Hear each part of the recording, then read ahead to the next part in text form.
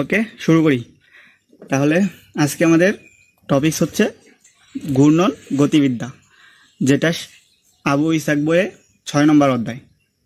তো আমরা ঘূর্ণন গতিবিদ্যা দিয়ে শুরু করব। তো যেহেতু ঘূর্ণন গতিবিদ্যা, তাহলে আমার ঘূর্ণন জিনিসটা আগে বুঝতে হবে, তাই না? বা ঘূর্ণন গতি কি, এই জিনিসটা আমাদের আগে বুঝতে হবে। তো আমরা প্রথম দিকে যেগুলো গতি নিয়ে কাজ করছি, সেই গতিগুলো কীরকম হয়েছে, যে এই জায়গায় একটা বস্তু আছে, সেই বস্তুটা আমরা স্থানান্তর করে এই জায়গায় নিছি, অথবা কি একটা বস্তু এই নিচে আছে, সেটাকে আমরা উপরে তুলছি। তো আমরা কি করছি, সোজাসুজি কাজ করছি, হয়তো আনুভূমিক অথবা উলম্ব। তো সেই গতিগুলো ছিল কি রৈখিক গতি, বা সেই সরণগুলো ছিল কি রৈখিক সরণ। তো এখন আমরা সেই গতিগুলোর আগে জাস্ট বলতাম কি ব্যাগ বলতাম, বা কিছু বলতাম সরণ বলতাম, এখন সেগুলো আমরা রৈখিক বলবো, যেহেতু আরও এক ধরনের ব্যাগ আমাদের কাছে আসতেছে। ঠিক আছে, তো আমরা একটু ঘূর্ণন গতি বুঝি। ঘূর্ণন গতি হলো যখন কোনো একটা বস্তু, ধরলাম এই জায়গায় একটা বস্তু আছে, সেই বস্তুটা কোনো একটা কেন্দ্রকে, কোনো একটা বিন্দুকে কেন্দ্র করে কি করতে হবে, ঘুরতে থাকবে। এটা নির্দিষ্ট অক্ষে দিয়ে সে সবসময় ঘুরবে। তো সেই সময় যে গতিটা কাজ করে, সেই গতিকে বলা হয় ঘূর্ণন গতি। ঠিক আছে, যে এই জায়গায় একটা বস্তু আছে, সেই বস্তুটা এই পথে ঘুরতে থাকবে একটা নির্দিষ্ট কেন্দ্র করে, এই আর ব্যাসার্ধের একটা বৃত্তাকার পথে সে ঘুরতে থাকবে, সেটাকে বলতেছে ঘূর্ণন। ঠিক আছে, তো যেই গতি নিয়ে ঘুরবে তাকে বলতেছে ঘূর্ণন গতি। তো আমরা কিছু রাশিমালা দেখবো, ঘূর্ণনের ক্ষেত্রে কতগুলা রাশি আছে, সেই রাশিগুলো নিয়ে আমরা আলোচনা করব। তো এতটুকু তো সবাই ক্লিয়ার নাকি, ঘূর্ণন কি জিনিস? এটা সহজ জিনিস, সবাই পারবা। তো আমরা প্রথম যে রাশিটা পড়বো সেটা হচ্ছে কৌণিক সরণ। তো কৌণিক সরণ কি? আমরা আগে পড়তাম কি রৈখিক সরণ, আগে আমরা সরণ পড়তাম। সরণ জিনিসগুলো কি ছিল, যে এক অবস্থা থেকে বস্তুটা আরেক অবস্থায় চলে যাবে, তাই তো? যে এক অবস্থা থেকে কি হয়েছে, আরেক অবস্থায় চলে গেছে, বা অবস্থার পরিবর্তন ঘটাইছে, এই সরণটাকে আমরা এস দ্বারা প্রকাশ করতাম। তো যেহেতু এখন কৌণিক নিয়ে কাজ করবো, আমরা ঘূর্ণন নিয়ে কাজ করবো, তাই না? তো ঘূর্ণনের ফলে কি হবে, যে আমরা একটা কেন্দ্র, সেই কেন্দ্রকে করে, বিন্দুকে কেন্দ্র করে একটা বস্তু ঘুরতেছে। তো বস্তু ধরলাম এ অবস্থা থেকে সে পি অবস্থায় চলে আসছে, সে কি করছে, এতটুকু পথ অতিক্রম করছে। তো আমার কি করবে, এই জায়গায় কেন্দ্রের সাথে কি করবে, একটা কোণ উৎপন্ন করবে না? সেই কোণটাকে আমরা থিটা কোণ বলি। সো এই যে কেন্দ্রের সাথে যে দূরত্ব, এই কেন্দ্রের সাথে যে কোণ উৎপন্ন করছে, সেই কোণটাকে বলা হইতেছে কৌণিক সরণ। ঠিক আছে, কেন্দ্রের সাথে যে কোণটা উৎপন্ন করছে তাকে বলতেছে কৌণিক সরণ। তো এই কৌণিক সরণকে রেডিয়ানের মাধ্যমে প্রকাশ করা হয়। আমরা কি এই জায়গায় বলতাম কি 60 ডিগ্রি বা 30 ডিগ্রি এরকম বলতাম, তাই না? বা 90 ডিগ্রি। ডিগ্রি না বলে এখন আমরা কি করবো, সেটা রেডিয়ানে নিয়ে কাজ করবো। ডিগ্রি আছে একক, আমরা রেডিয়ানে কাজ করবো। ঠিক আছে, তো দেখা যাক, আমরা একটু হিসাব করি, যে 0 রেডিয়ান, পাই ভাগ 2 রেডিয়ান, পাই রেডিয়ান, 3 পাই ভাগ 2 রেডিয়ান, আর কত 2 পাই রেডিয়ান। তার মানে কি, এই বৃত্তটা যখন একবার টোটালি ঘুরে আসবে, তখন কত রেডিয়ান হবে? 2 পাই রেডিয়ান হবে, তাই না? তাহলে দেখো, বস্তুটা যদি 2 বার ঘুরে, তাহলে কত রেডিয়ান হবে? 2 বার ঘুরার ফলে কি হবে? 2 পাই ইন্টু 2 রেডিয়ান, তাই তো? যদি 5 বার ঘুরে, তাহলে কত হবে? 2 পাই ইন্টু 5 রেডিয়ান। তো আমরা যদি বলি n সংখ্যক বার ঘুরছে, তাহলে কত হবে? 2 পাই n রেডিয়ান। তার মানে কি, থিটা ইকুয়াল টু হবে কত? 2 পাই n। ঠিক আছে, এটা আমার একটা সূত্র। কিসের সূত্র? কৌণিক সরণের। কৌণিক সরণ মানে কি, 2 পাই রেডিয়ান। ঠিক আছে, তো যদি বলে যে 50 বার ঘুরছে, তাহলে আমরা বলতে পারবো কি 2 পাই ইন্টু 50। ঠিক আছে, তো আমরা বলেই ফেলছি যে কৌণিক সরণের একক হচ্ছে রেডিয়ান। আরো কিছু একক আছে, যেমন ডিগ্রি, ডিগ্রিও একটা একক। তারপরে আছে কি রেভুলেশন। ঠিক আছে, রেভুলেশন জিনিসটা কি, এটা একটু নতুন, আমি একটু এটা বলি।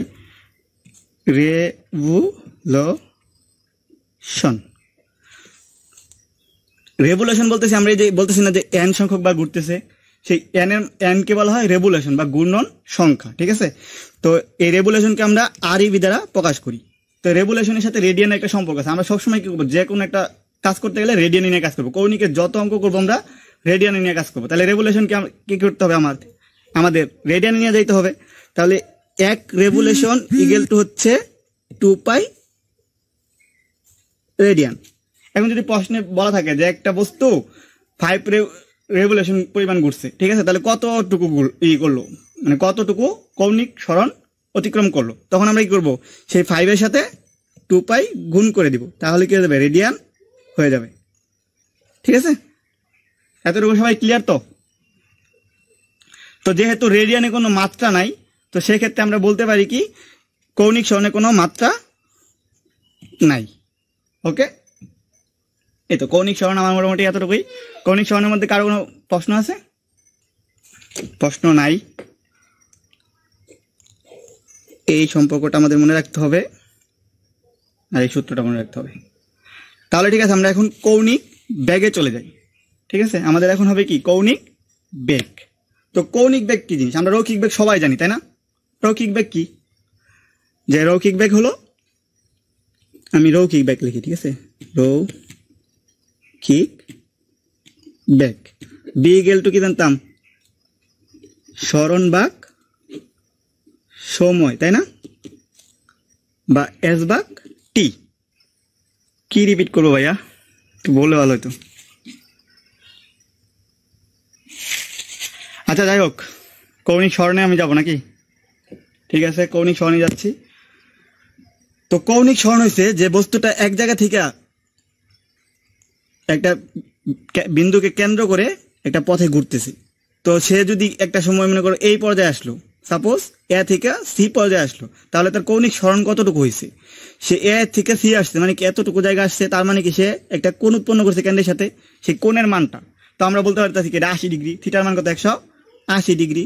তো আমরা এখন 180 ডিগ্রি না বলে বলবো কি 180 ডিগ্রি মানে কি পাই রেডিয়ান। তাহলে আমরা বলবো কি যে বস্তুটা কি পাই রেডিয়ান পর্যন্ত জায়গা অতিক্রম করছে। ঠিক আছে, যদি আমাদের কখনো ডিগ্রিতে দেওয়া থাকে 180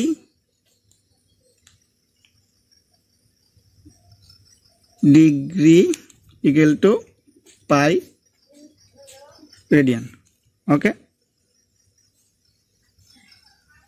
আচ্ছা যারা প্রথম থেকে বলতে বলতেছো তারা ভিডিওটা পরবর্তীতে দেখে নিও, তাহলেই হবে। ঠিক আছে, এটা একবার সহজ জিনিস, জাস্ট আমার একটা সূত্র pi theta equal to 2 pi n, আর কি আমরা দুইটা সম্পর্ক শিখছি যে 180 degree equal to pi radian, আর কি 1 revolution equal to 2 pi radian. এতটুকুই জানলে হবে। ঠিক আছে, আর যদি অন্যান্য ডিটেলস জানতে চাও সেটা পরবর্তীতে ভিডিওটা দেখে নিও। আমরা কৌণিক বেগে চলে যাই। কৌণিক বেগের আগে আমরা একটু রৈখিক বেগের সম্পর্কটা বলতে নিয়েছিলাম, যে রৈখিক বেগ মানে হচ্ছে বি ইকুয়াল টু আমরা জানতাম কি সরণ ভাগ সময়। ঠিক আছে, তো আমাদের কৌণিক বেগের ক্ষেত্রে সেম জিনিসটাই হবে। কৌণিক বেগের ক্ষেত্রেও আমাদের সেম জিনিসটাই হবে। কৌণিক বেগ ইকুয়াল টু কৌণিক সরণ, কৌণিক সরণ ভাগ হচ্ছে সময়। তো কৌণিক বেগকে আমরা ওমেগা দ্বারা চিহ্নিত করি। কৌণিক বেগকে আমরা ওমেগা দ্বারা চিহ্নিত করি। ঠিক আছে, তাহলে ওমেগা কৌণিক সরণ আমরা একটু আগে দেখলাম, কৌণিক সরণ মানে কি থিটা, সময়কে আমরা টি দ্বারা প্রকাশ করি।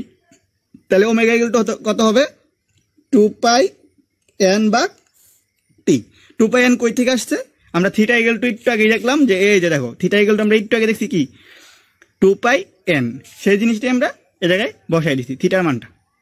ঠিক আছে, তো রেডিয়ানের কৌণিক বেগের একক হচ্ছে আমার রেডিয়ান, নিচে এসে সময়, সময় মানে কি সেকেন্ড। তাহলে আমরা বলতে পারি কি কৌণিক বেগের একক হচ্ছে রেডিয়ান পার সেকেন্ড। আমরা কাজ করবো সবসময় এই রেডিয়ান পার সেকেন্ডে নিয়ে। তাছাড়াও কিছু একক আছে, যেমন ডিগ্রি পার সেকেন্ড হতে পারে, যেমন কি হতে পারে degree per second, revolution per second, তারপরে কি হতে পারে আর পিএম, এগুলো সবগুলোই কি কৌণিক বেগের একক। ঠিক আছে, তো ডিগ্রি যদি হয় আমরা প্রথম কি করতে পারবো, ডিগ্রিকে চেঞ্জ করতে পারবো। 180 ডিগ্রি সমান সমান কি পাই রেডিয়ান, তাহলে কি আমরা রেডিয়ান নিয়ে দিতে পারবো না? সেকেন্ড তো সেকেন্ডের জায়গায় থাকবে, সমস্যা নেই। আমরা রেভলিউশনের এই সম্পর্কটাও জানি, 1 রেভলিউশন ইকুয়াল টু কি 2 পাই রেডিয়ান।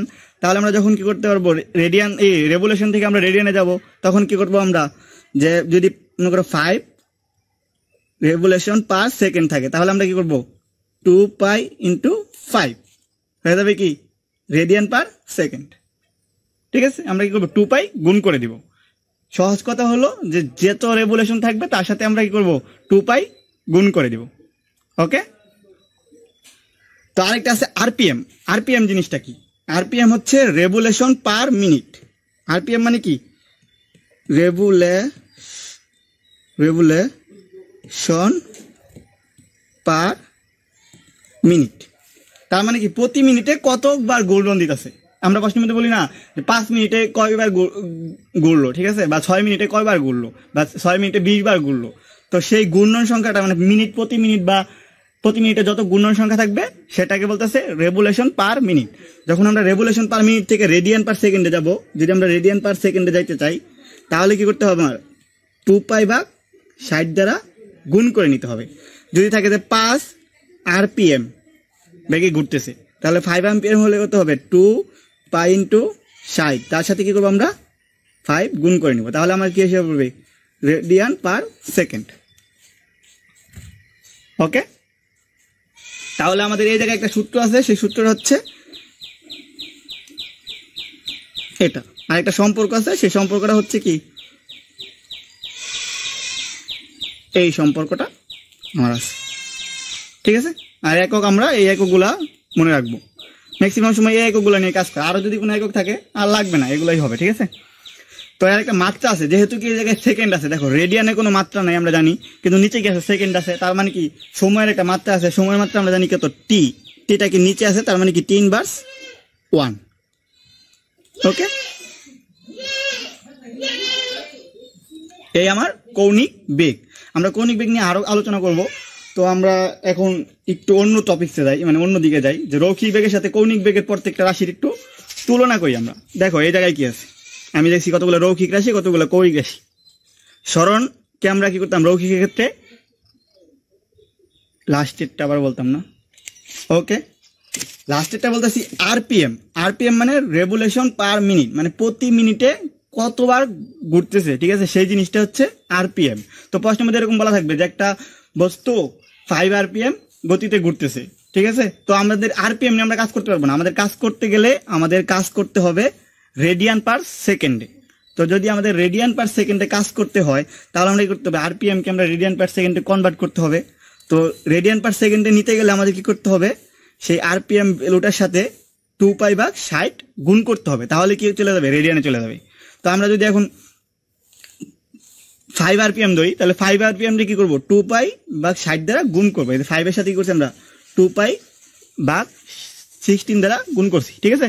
তাহলে কি হচ্ছে? রেডিয়ান চলে গেছে, রেডিয়ান পার সেকেন্ডে চলে গেছে। কারণ আমাদের ম্যাথ করতে গেলে সবসময় আমরা কি করবো? রেডিয়ান পার সেকেন্ডে নিয়ে কাজ করবো ব্যাগের ক্ষেত্রে, ঠিক আছে। তো আমাদের যেহেতু আরপিএম ভ্যালু দেওয়া আছে সেটা কি করতে হবে? আমরা চেঞ্জ করে নিতে হবে, কনভার্সন করতে হবে। তো এইভাবে আমরা কনভার্ট করবো। আর মাত্রার ক্ষেত্রে বলছিলাম আমরা যে রেডিয়ান, ঠিক আছে। তো রেডিয়ান কোনো মাত্রা নাই, কিন্তু আছে কি? রেডিয়ান পার সেকেন্ড, সেকেন্ডের মাত্রা আছে। সেকেন্ডের মাত্রা কি? আমরা টি, এটা আমরা সবাই জানি। তাহলে কি হবে? যেহেতু টিটা নিচে, সময়টা নিচে আছে, তার জন্য কি 10/1, ঠিক আছে। এটা আমার মাত্রা শেষ। তো যাই হোক, এখন আমরা কিছু রাশি দেখি। দেখো রৈখিক রাশি আর কিছু কৌণিক রাশি। স্মরণের ক্ষেত্রে আমরা রৈখিকে এস দ্বারা প্রকাশ করতাম, এখন আমরা কি করবো? থিটা দ্বারা প্রকাশ করব। আমরা আদি বেগকে ইউ দ্বারা প্রকাশ করতাম, এখন আমরা কি ওমেগা আই দ্বারা প্রকাশ করবো। এটা হচ্ছে ওমেগা আই। শেষ বেগকে আমরা কি বি দ্বারা প্রকাশ করতাম, এখন আমরা কি ওমেগা এফ দ্বারা প্রকাশ করবো, বা ফাইনাল ওমেগা, ঠিক আছে। ডিগ্রি পার সেকেন্ড একবার রিপিট করেন প্লিজ। আচ্ছা, ডিগ্রি পার সেকেন্ডের জিনিসটা কি? যদি ডিগ্রি পার সেকেন্ডে থাকে তাহলে আমরা দেখো 1 ডিগ্রি সমান সমান কত? 180 ডিগ্রি সমান সমান কি? পাই রেডিয়ান। তাহলে আমরা কি করতে হবে? ডিগ্রির সাথে যদি আমাদের সম্পর্ক আসে পড়ে, দেখি যে আমাদের ডিগ্রি, ঠিক আছে, ডিগ্রি পার সেকেন্ড, এটার সাথে আমরা রেডিয়ানের সম্পর্ক করতে চাই, রেডিয়ান পার সেকেন্ড। তাহলে 1 ডিগ্রি, ঠিক আছে, তাহলে কত হবে? π/180, ঠিক আছে। কারণ আমরা জানি কি 180 degree equal to pi radian. দেখো সেকেন্ডের জায়গায় সেকেন্ড আছে, তার মানে কি সেকেন্ড নিয়ে আমার কোনো টেনশন নাই। আমরা জাস্ট কি করবো? ডিগ্রিটাকে রেডিয়ানে প্রকাশ করে দিব। তাহলে আমরা যদি এই জায়গা থেকে ডিগ্রি বের করতে চাই তাহলে কত হবে? Degree equal to π/180 radian. শেষ। এই সম্পর্কটা আমরা কাজে লাগাই ফেলছি এই জায়গায়। ক্লিয়ার? এই তো। তো যাই হোক, দেখো ত্বরণ বা মন্দনের ক্ষেত্রে আমরা কি রৈখিক ক্ষেত্রে এফ ব্যবহার করতাম, তো সেই জায়গায় কি করবো আমরা এখন আলফা ব্যবহার করব। এই কতগুলো প্রচলিত রাশি নিয়ে আমাদের কাজ, ঠিক আছে? মানে এখন আমরা এস এর জায়গায় আমরা কৌণিক যেহেতু আমরা করতেছি, তো এস এর জায়গায় আমরা থিটা ব্যবহার করব, ইউ এর জায়গায় আমরা ওমেগা আই ব্যবহার করব, বি এর জায়গায় আমরা কি করবো ওমেগা এফ ব্যবহার করব, এফ এর জায়গায় আমরা থিটা ব্যবহার করব, সরি আলফা ব্যবহার করব, ঠিক আছে? যারা পরে আসছো তারা ভিডিওটা দেখে নিবা, যে জায়গা থেকে আসছো সেই জায়গা থেকে শুরু করবা, ঠিক আছে? ওইভাবে প্রশ্ন করবা না। কৌণিক ত্বরণ আমাদের যেহেতু আমরা ব্যাগ শিখছি, তাহলে ত্বরণ শিখতে হবে। আমরা নর্মাল ত্বরণের ক্ষেত্রে কি করতাম, f equal to b minus u by t, এটা আমার ত্বরণ ছিল। যে কি বস্তুটা কি ব্যাগ বৃদ্ধি বা হ্রাসের হার, ত্বরণের সাথে কি হবে মন্দন, সরি মন্দন, ঠিক আছে? তো যেহেতু আমরা বলতে পারি কি ত্বরণের ক্ষেত্রে আমরা পড়তাম f equal to b minus u by t, যে কি বস্তুর ব্যাগ বৃদ্ধি বা হ্রাসের হার, ঠিক আছে? সেটাই এই জায়গায় সেম জিনিস ত্বরণ সেটাই। তাহলে কি হবে, এই জায়গায় এফ এর পরিবর্তে কি হবে আমার আলফা হবে, তাহলে আলফা ইকুয়াল টু বি এর জায়গায় কি হবে ওমেগা এফ মাইনাস ইউ এর জায়গায় হবে কি ওমেগা আই, আর নিচে হয়েছে টি, জাস্ট আলফা, এটাই, ঠিক আছে? যেহেতু আমাদের ত্বরণের একক ছিল কি মিটার পার সেকেন্ড স্কোয়ার, এখন আমাদের একক হবে কি রেডিয়ান পার সেকেন্ড স্কোয়ার। যদি এই জায়গায় রেডিয়ান থাকে, রেডিয়ান পার সেকেন্ড স্কোয়ার থাকে, আমরা সেম প্রসেস যে 2 পাই দ্বারা কি করবো রেডিয়ানে নিয়ে যাবো, ঠিক আছে? রেডিয়ান পার সেকেন্ডে নিয়ে যাবো, ক্লিয়ার? আমরা ওই সেম প্রসেসে রেডিয়ানকে রেডিয়ানে নিয়ে যাব, ঠিক আছে? তাহলে দেখো আমাদের এই জায়গায় সূত্র আছে, এটা অবশ্য সূত্র না, যাই হোক, আর 1 radian equal to 2 pi radian square, okay? তো আমরা এখন কিছু তুলনামূলক সূত্র শিখবো, ঠিক আছে? আমরা রৈখিক বেগ বা প্রথম অধ্যায়ে আমরা অনেকগুলো সূত্র শিখছিলাম, ঠিক না? সেই সূত্রগুলো আমরা কৌণিকে যাতে ব্যবহার করতে পারি, সেই রকম কিছু সূত্র আমরা শিখবো, ঠিক আছে? তো আমরা দেখো এস ইকুয়াল টু বিটি সমবেগের সূত্র সবাই পারি, তাই না? তো সেই সূত্রটাই কি হয়ে যাবে এখন কৌণিকের ক্ষেত্রে যখন আসবে, এস এর জায়গায় আমার কি বসবে থিটা ইকুয়াল টু বি এর জায়গায় বসবে ওমেগা, আর ওমেগা আই ধরি সমস্যা, এফ ধরি সমস্যা নাই, আর হচ্ছে টি। তাহলে আমরা বলতে পারি কি যে এস ইকুয়াল টু বিটির জায়গায় theta equal to omega T, ঠিক আছে? তো আমরা যদি 2 নম্বর সূত্র দেখি B equal to U plus minus F T, তাহলে বি এর জায়গায় বলবে কি omega F equal to U এর জায়গায় omega I plus minus alpha T. বাকি সূত্রগুলো তোমরা এইভাবে পারবে না, তোমরা ট্রাই করো সবাই, ঠিক আছে?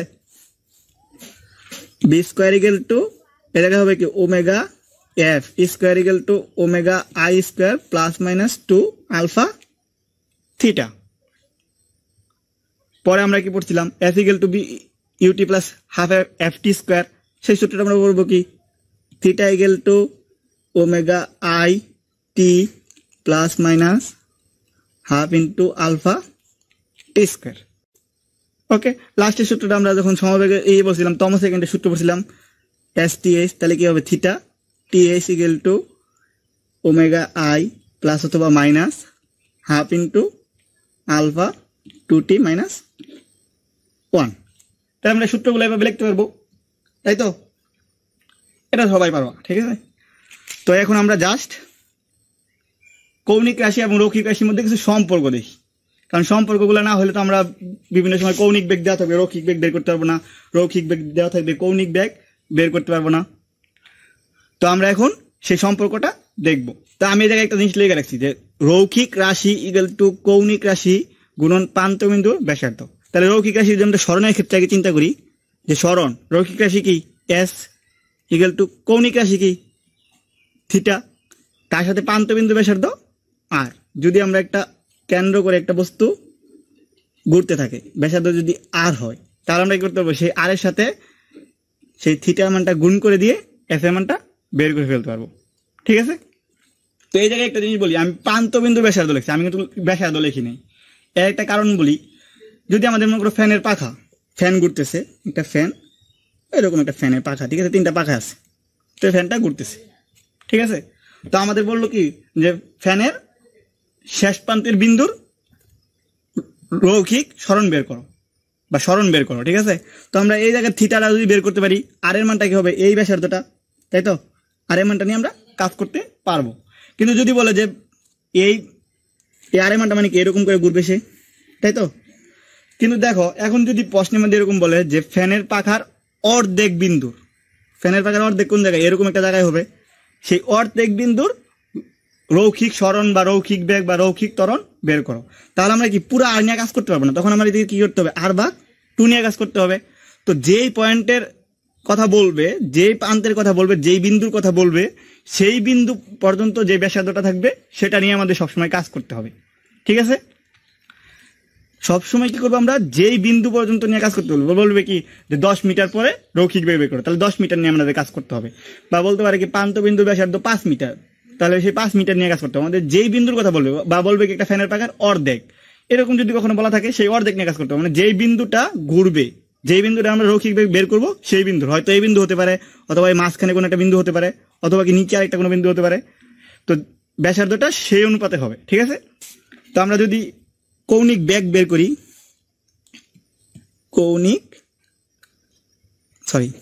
আমরা যদি ব্যাগের ক্ষেত্রে হিসাব করি, ব্যাগ বি, ব্যাগ বি ইকুয়াল টু কি হবে, কৌণিক রাশি, কৌণিক রাশি ব্যাগের কি ওমেগা, আর প্রান্তবিন্দু ব্যাসার্ধ আর। ঠিক আছে, আমরা যদি ত্বরণের হিসাব করি, ত্বরণ বা মন্দন, রৈখিক ক্ষেত্রে কি এফ, এফ ইকুয়াল টু কি হবে, কৌণিক রাশি কি হবে আলফা, আর প্রান্তবিন্দু ব্যাসার্ধ আর। তো আমরা তাহলে দেখো, যদি আমাদের কৌণিক রাশি দেওয়া থাকে তাহলে আমরা রৈখিক রাশি নিতে পারবো, রৈখিক রাশি দেওয়া থাকলে কি আমরা কৌণিক রাশিতে নিয়ে আসতে পারবো, সবাই পারবো তো নাকি, পারবো আশা করি। তো যদি আমরা পারি তাহলে আমরা একটু অঙ্কে যাই, ম্যাথে যাই। ঠিক আছে, একটা ম্যাথ দেখি, এই পর্যন্ত ম্যাথ দেখি, কারো বুঝতে কোনো প্রবলেম থাকলে বলো, নাহলে আমি ম্যাথে যাব। আচ্ছা, আমি ম্যাথে যাচ্ছি। দেখো আমি একটা প্রশ্ন লিখে রাখছি, তোমাদের বইয়ের উদাহরণের 5 নম্বর ম্যাথটা সবাই ডাকটা পড়ো। উদাহরণ 5 নম্বর, তোমাদের বইয়ের উদাহরণের 5 নম্বর, আমি ডাকটা পড়তেছি। একটি গ্রামোফোন রেকর্ড প্রতি মিনিটে 32 বার ঘুরিতেছে। ঠিক আছে, এখন বলতেছে রেকর্ডের কেন্দ্র হতে 10 মিটার দূরে উহার একটি বিন্দুতে কৌণিক বেগ এবং রৈখিক বেগ নির্ণয় করো। পরবর্তীতে বলছে কি, সুইচ বন্ধ করিয়া উহাকে 3.8 সেকেন্ডে থামিয়ে দেওয়া হলে ওই প্রান্তবিন্দুর রৈখিক মন্দন নির্ণয় করো। দেখো আমি টান দিছি, কৌণিক বেগ, রৈখিক বেগ এবং কৌণিক মন্দন চাইছি। ঠিক আছে, তাহলে দেখো আমরা যদি এই জিনিসগুলো বের করতে চাই, তাহলে আমাদের দেখো কি কি মান দেওয়া আছে, আমরা সেটা একটু লিখে নিই। জায়গায় গিভেন দেওয়া আছে কি, প্রতি মিনিটে 32 বার ঘুরতেছে, প্রতি মিনিটে ঘুরতেছে কতবার, 32 বার। তাহলে এন এর মানটা বলতে পারতেছি কত, 32, তাই তো। টি এর মানটা প্রতি মিনিট মানে 60 সেকেন্ড। তাহলে আমরা এই জায়গা থেকে ওমেগার মানটা বের করতে পারবো না। ওমেগা ইকুয়াল টু কি হবে, 2 পাই এন ভাগ টি। তাহলে আমরা এই জায়গায় যদি আমরা ক্যালকুলেশন করি, 2 পাই 32 ভাগ 60, ক্যালকুলেশনটা সবাই করো। তো দেখো এই জায়গায় প্রান্তবিন্দুর কথা একজন বলছো, তাকে বলে দিই যে যেহেতু আমি আগায় গেছি, তো তুমি পরবর্তীতে ভিডিওটা দেখে নিও এই জায়গায়। ঠিক আছে, আর না হলে পরবর্তীতে আমি আবার বলবো না। তো দেখো এই জায়গায় আমরা যদি করি, 2 × 3.14 ভাগ হচ্ছে 14 ভাগ হচ্ছে 60 × 32, আমাদের মান চলে আসছে 3.35। যেহেতু এটা কি কৌণিক বেগ রেডিয়ান পার সেকেন্ড, আমরা এতটুকু কাজ করে নিচ্ছি, আমরা কি করছি কৌণিক বেগটা বের করে নিয়েছি। এখন বলতেছে রেকর্ডের কেন্দ্র হতে 10 সেন্টিমিটার দূরে উহার কোনো বিন্দুতে কৌণিক বেগ এবং রৈখিক বেগ বের করো। আমরা কৌণিক বেগ বের করে ফেলছি, কৌণিক বেগ যে কোনো প্রান্তের যে কোনো জায়গায় একই হবে। ঠিক আছে, যে কোনো প্রান্তের যে কোনো জায়গায় কৌণিক বেগের ক্ষেত্রে কি কোনো সমস্যা নাই। মনে করো একটা বস্তু যখন ঘুরতেছে, এই বিন্দুটা যেই জায়গায় হবে এই বিন্দুটার কৌণিক বেগ কি সেম হবে, এই বিন্দুটার কৌণিক বেগও কি সেম হবে যদি বস্তুটা এভাবে ঘুরতে থাকে। ঠিক আছে, কিন্তু রৈখিক বেগ কি হবে, সেম হবে না। যদি আমার 10 মিটার ব্যাসার্ধ থাকে একটা হবে, যদি 5 মিটার থাকে তাহলে কি চেঞ্জ হবে, যদি 4 মিটার থাকে তাহলে কি আবারও চেঞ্জ হবে। ঠিক আছে, মনে করো এই জায়গায় রৈখিক বেগটা আর এই জায়গায় রৈখিক বেগটা কখনো সমান হবে না। তাহলে আমরা কৌণিক বেগটা বের করে ফেলছি, এটা আমার একটা কি আনসার। তাহলে আমরা রৈখিক বেগ বের করতে গেলে আমরা একটু আগে যে সম্পর্কটা দেখছি যে বি ইকুয়াল টু কত ওমেগা আর, তাহলে ওমেগার মান কত, আর এর মান কত এই জায়গায় 10 সেন্টিমিটার, তাহলে ওমেগার মান কত পাইছি আমরা 3.35 ইন্টু 10, তাহলে কত হবে 33.5 ব্যাগ। ব্যাগের একক কি centimetre per second, metre per second, feet per second, যেহেতু এই জায়গায় আর এর মানটা কি সেন্টিমিটার আছে তার জন্য হবে কি সেন্টিমিটার পার সেকেন্ড। ওকে, এতটুকু পর্যন্ত সবাই ক্লিয়ার? আমাদের বলছিল কি একটা ব্যাগ দেওয়া আছে, ব্যাগ দেওয়ার পরে বলছে কি 10 সেন্টিমিটার পরে রৈখিক বেগ এবং কৌণিক বেগ বের করতে বলছে। তো আমরা ব্যাগ এটা কি করছি, এই এন এর মান এবং সময়ের মান থেকে আমরা কি করছি ওমেগার মানটা বের করছি, এবং ওমেগার মান বের করলে আমরা জানি বি এর সাথে একটা ওমেগা সম্পর্ক আছে আর দিয়া, সেটা আমরা করছি। এককটা কি করছি আমরা, আর এর যে একক সেই এককটা এই জায়গায় বসবে। ঠিক আছে, তো যাই হোক পরবর্তী অংশে আসি। অঙ্কের ম্যাথের পরবর্তী অংশে বলছি কি সুইচ বন্ধ করিয়া যদি এত সেকেন্ডে থামানো হয় তাহলে রৈখিক মন্দন কত। বস্তুটা ঘুরতেছিল কোন বেগে, এ বেগে ঘুরতেছিল। তো এখন করছি আমি সুইচটা বন্ধ করে দিছি, সুইচটা বন্ধ করে দেওয়ার পর সে আস্তে আস্তে থেমে যাবে, একবার তা হুট করে থেমে যাবে না, আস্তে আস্তে থামবে। তো যেহেতু আস্তে আস্তে থামবে তাহলে আমরা বলতে পারি কি যে কত সময় লাগছে সেই থামতে, 33.5 সেকেন্ড সময় লাগছে, মানে টি এর মান কত 33.5 সেকেন্ড। ঠিক আছে, এখন দেখো আমাদের আদি অবস্থায় ব্যাগ ছিল কত এটা, তাহলে আমরা বলতে পারি কি omega I equal to 3.35 radian per second. ঠিক আছে, এই ব্যাগটা আমার ছিল। এখন আমার ফাইনাল ব্যাগ কি থামতে হবে না, বস্তুটাকে বলতেছে কি থামবে। তো যদি থামতে হয় তাহলে আমাদের শেষ ব্যাগ কত হবে 0 হবে, তাই তো। থেমে গেলে কি ফাইনাল ব্যাগটা কত হবে 0 হবে। তাহলে দেখো আমরা এই জায়গায় যদি সময় আছে, আদি বেগ আছে, শেষ বেগ আছে, আমরা ত্বরণটা বের করতে পারবো না। তাহলে ত্বরণ বের করতে গেলে কি হবে alpha equal to omega I minus omega F minus omega I ভাগ টি। তাহলে ওমেগা এফ এর মান কত 0 মাইনাস, যেহেতু থামতেছে মন্দন ঘটবে। ঠিক আছে, তো 3.35 ভাগ টি এর মান আছে 33.5। তাহলে আমরা যদি করি এটা 3.35 ভাগ হয়েছে 33.5, 0.1 রেডিয়ান পার সেকেন্ড স্কোয়ার। এই জায়গায় একটা মাইনাস আসবে। তো এই মাইনাসটা কি আসলে যেহেতু থাইমা গেছে তার মানে কি মন্দন ঘটছে না, সেই মন্দন বোঝানোর জন্য জাস্ট এই জায়গায় মাইনাস আসছে। এই মাইনাসের কোনো ভ্যালু নাই, এটা জাস্ট মন্দন বোঝানোর জন্য ব্যবহার হয়েছে। আমি যদি সূত্রটা এভাবে না লিখে যদি ওইভাবে লিখতাম তাহলে এই মাইনাসটা আসতো না মন্দনের সূত্রটা ব্যবহার করলে। ঠিক আছে, তো আমরা মন্দনের সূত্র ব্যবহার করিনি, আমরা ত্বরণের সূত্র ব্যবহার করছি। তোমাদের ইচ্ছা, তোমরা যদি মন্দনের সূত্র ব্যবহার করো নো প্রবলেম। ঠিক আছে, তো আমাদের যেহেতু কৌণিক ত্বরণ পেয়ে গেছি, আমরা রৈখিক ত্বরণ বের করতে পারবো না। প্রশ্ন কি চাইছে রৈখিক ত্বরণ, রৈখিক ত্বরণ চাইছে না। তাহলে আমাদের রৈখিক ত্বরণ বের করতে গেলে কি করতে হবে, এফ এর মানটা বের করতে গেলে আমরা করবো কি আলফা আর, আলফা মান হচ্ছে 0.1 ইন্টু আর এর মান 10, তাহলে কত হবে 1। তার মানে কি রৈখিক মন্দন হয়েছে 1। যেহেতু আর এর মানটা কি সেন্টিমিটারে দেওয়া, আগে আবারও বলতেছে আর এর মানটা সেন্টিমিটারে দেওয়া, তাহলে এর একক হবে কি centimetre per second. Omega I এর মান হচ্ছে 3.35 আমরা বের করছি, কারণ হয়েছে গিয়া যে বস্তুটা যখন ঘুরতেছিল, প্রথম অবস্থায় ঘুরতেছিল, সেই ঘোরা অবস্থায় বেগ। ঠিক আছে, 3.35 ওমেগা ইনিশিয়াল মানে কি কৌণিক, আমরা রৈখিক নিয়ে কাজ করতেছি না, আমরা কৌণিক নিয়ে কাজ করতেছি। ঠিক আছে, আমি তোমাদের কৌণিক বোঝানোর জন্য কৌণিক নিয়ে কাজ করতেছি। রৈখিক নিয়ে কাজ করলে সমস্যা নাই, তোমরা রৈখিকের ব্যাপারে কাজ করলে সমস্যা হবে না, কিন্তু আমি কৌণিক নিয়ে করতেছি। যেহেতু আমাদের নতুন একটা অধ্যায়, কৌণিক সম্পর্কে আমরা যাতে ভালোভাবে বুঝতে পারি তার জন্য আমি কৌণিক নিয়ে কাজ করতেছি। তুমি ওইভাবে করো, সমস্যা নাই। ঠিক আছে, তো আমি বলতেছি কি যে এটা হচ্ছে আমার আদি বেগ। আদি বেগ কি বস্তুটা ঘুরতেছিল, সেই বেগটা যখন আমি সুইচ বন্ধ করছি সে কি আস্তে আস্তে থেমে যাবে। তো যে সুইচ বন্ধ করার আগে যে বেগটা ছিল সেই বেগটা হচ্ছে ওমেগা আই, আর সুইচ বন্ধ করার পরে যে বেগটা হয়েছে সেটা হচ্ছে আমার কি ওমেগা এফ। ঠিক আছে, আশা করি ক্লিয়ার হবা।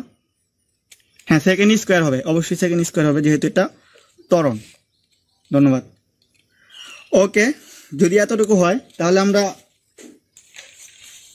আরো একটু জিনিস শিখি, দুইটা জিনিস শিখবো। ঠিক আছে, পর্যায়কাল এবং কম্পাঙ্ক। পর্যায়কাল জিনিসটা কি?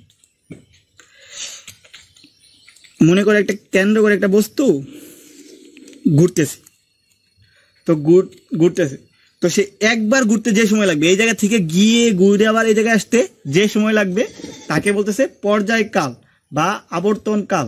ঠিক আছে, আবর্তন কালও বলে, পর্যায়কালও বলে, বা একবার ঘুরে আসার সময়, যাই বলো সেটাই। ঠিক আছে, পর্যায়কাল। তো পর্যায়কালকে আমরা বড় হাতের টি দ্বারা প্রকাশ করি। পর্যায়কালটা কি সময়, তার একক হবে কত? একক হচ্ছে সেকেন্ড। ওকে, তো এই পর্যায়কাল জিনিসটা আবারও বলো, শোনো, যে একবার ঘুরে আসতে যে সময় লাগবে, একবার ঘুরে আসার সময়। যদি বললো যে একটা বস্তু 5 সেকেন্ডে 2 বার ঘুরে, ঠিক আছে, 5 সেকেন্ডে করতেছে, কতবার ঘুরতেছে? 5 সেকেন্ডে সে 2 বার ঘুরতেছে, তাহলে আমরা বলতে পারি কি 2 বার ঘুরতে সময় 5 সেকেন্ড। তাহলে কি একবার ঘুরতে সময় হচ্ছে 5/2, বাকি 2.5 সেকেন্ড। এই 2.5টা হচ্ছে পর্যায়কাল। ঠিক আছে, আমি ত্বরণ দিয়ে করছি, ঠিক আছে, মাইনাস চিহ্নটা মন্দন বোঝাইছে, যেহেতু প্রশ্নের মধ্যে কি বলছে বস্তুটা থেমে যাবে। ঠিক আছে, তাহলে কি মন্দন ঘটবে, তার জন্যই মাইনাস চিহ্নটা আসছিল, এর বাইরে আর কিছুই না। ঠিক আছে, তোমরা মাইনাস ছাড়া দিয়েই করবা। ঠিক আছে, মাইনাস দিতে হবে না, কারণ এটা মন্দন, প্রশ্নের মধ্যে মন্দন চাইছে, তুমিও মন্দনই বের করতেছো। মাইনাস চিহ্ন দ্বারা বোঝাইছি আমি যে এটা মন্দন, এর বাইরে আর কিছুই না। এটা নিয়ে এত টেনশন হওয়ার কিছুই নাই। তো দেখো পর্যায়কাল আমরা টি ইকুয়াল টু বের করছি কত? 2.5 সেকেন্ড।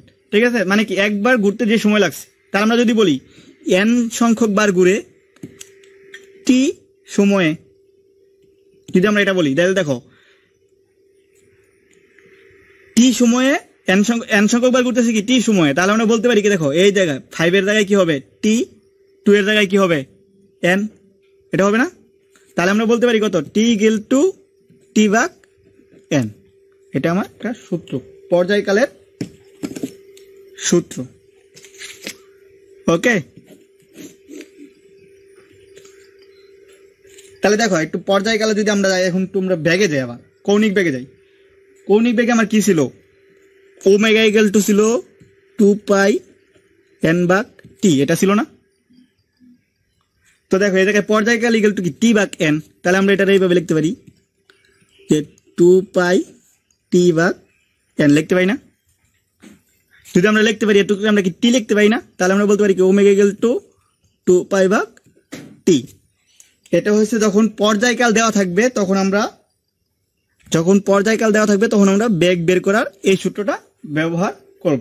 ঠিক আছে, যখনই পর্যায়কাল দেওয়া থাকবে এই সূত্রটা আমরা ব্যবহার করব, অথবা পর্যায়কাল বের করতে পারলে ব্যাগ দেওয়া থাকলে আমরা পর্যায়কাল বের করে নিতে পারবো। ঠিক আছে, এতটুকু সবাই ক্লিয়ার? আচ্ছা, যাই হোক, আমরা এখন কম্পাঙ্গে চলে যাই। কম্পাঙ্গ জিনিসটা কি? কম্পাঙ্গ হচ্ছে যে একটা বস্তু যখন ঘুরবে, সাপোজ সে ঘুরতেছে, ঠিক আছে, সে এই জায়গায় ঘুরতেছে, তো 1 সেকেন্ডে সে কতবার ঘুরবে? এটা বস্তু অনেক জোরে ঘুরতেছে, 5 বার 10 বার, 1 সেকেন্ডে 10 বারও ঘুরতে পারে, 1 সেকেন্ডে 5 বারও ঘুরতে পারে। তো 1 সেকেন্ডে যতবার ঘুরবে তাকে বলতেছে কম্পাঙ্গ। ঠিক আছে, কম্পাঙ্গকে আমরা ছোট হাতের n দ্বারা প্রকাশ করি, ছোট হাতের n দ্বারা কম্পাঙ্গকে প্রকাশ করি। আরেকবার না, আচ্ছা, যারা আরেকবার বলতেছো তাদের বলবো ভিডিওটা দেখে নিবা পরবর্তীতে। ঠিক আছে, তাহলে আরেকবার হয়ে যাবে। ঠিক আছে, স্পেসিফিক প্রশ্ন করো তোমরা, উল্টাপাল্টা এরকম আরেকবার এরকম প্রশ্ন না করে স্পেসিফিক প্রশ্ন করো, তাহলে খুব ভালো হয়। ঠিক আছে, তো যাই হোক, কম্পাঙ্গ হচ্ছে আমার যে 1 সেকেন্ডে কতবার ঘুরে। ধরলাম সে আগের জিনিসটাই, যে 5 সেকেন্ডে ঘুরতেছে কতবার? 2 বার। তাহলে আমরা বলতে পারবো কি 5 সেকেন্ডে ঘুরে 2 বার, তাহলে আমরা 1 সেকেন্ডে ঘুরে 2 ভাগ কত? 5 বার। এই n এর মানটা হচ্ছে 2/5। ঠিক আছে, এর একক হচ্ছে হার্টস বা সাইকেল পার সেকেন্ড, বাকি সাইকেল পার সেকেন্ড। এটা হচ্ছে আমার কম্পাঙ্গের একক। তাহলে দেখো এই 2 কি n এর মান, আর এই টি 5 কি t এর মান, তাহলে আমরা বলতে পারি কত? n ইকুয়াল টু n/t, আমরা এটা বলতে পারি না? বলতে পারি। তো তাহলে আমরা কম্পাঙ্কের ক্ষেত্রে আমরা পাইছি n/t। এখন দেখো আমরা যদি আবার ওমেগার মধ্যে চলে যাই, ওমেগা ইকুয়াল টু আমরা পড়ছি কত 2πn/t। তাহলে দেখো এই জায়গায় কি n/t আছে না, তাহলে আমরা এটুকুর পরিবর্তে কি আমরা কম্পাঙ্ক বসাই দিতে পারি, তাহলে 2πn ওমেগা ইকুয়াল টু আমরা এটাও লিখতে পারি। যখনই কম্পাঙ্ক দেওয়া থাকবে তখনই আমরা কি করবো, এই সূত্রটা ব্যবহার করব, বা প্রতি সেকেন্ডে ঘূর্ণন সংখ্যাটা দেওয়া থাকবে তখন আমাদের এই সূত্র ব্যবহার করার দরকার নেই, তখন আমরা এই সূত্রটা ব্যবহার করব। ঠিক আছে, যে বলা থাকলো কি একটা প্রশ্নের মধ্যে যে একটা বস্তু এত কম্পাঙ্কে ঘুরতেছে, বস্তুটির কৌণিক বেগ বের করো। তাহলে কত কম্পাঙ্কে ঘুরতেছে, বলতেছে 5 কম্পাঙ্কে ঘুরতেছে। তাহলে কি n এর মান 5, আমরা জাস্ট 2π বসাই দিব, হয়ে যাবে আমাদের কৌণিক বেগ। ঠিক আছে, আর পর্যায়কাল যখন দেওয়া থাকবে তখন কি 2π/t বসাই দিব। ক্লিয়ার, পর্যায়কাল বা আবর্তনকাল এগুলো জিনিস দেওয়া থাকবে, তখনই আমরা এই জিনিসটা বসাবো। তো আমরা আরেকটা অঙ্ক দেখবো। ঠিক আছে, অঙ্ক দেখলে আরেকটু মোটামুটি ক্লিয়ার হয়ে যাওয়ার কথা। তো আমরা একটা অঙ্কে যাই। উদাহরণ 10 নম্বর অঙ্কটা দেখো। এই জায়গায় আমরা অনেক কিছু শিখবো একসাথে।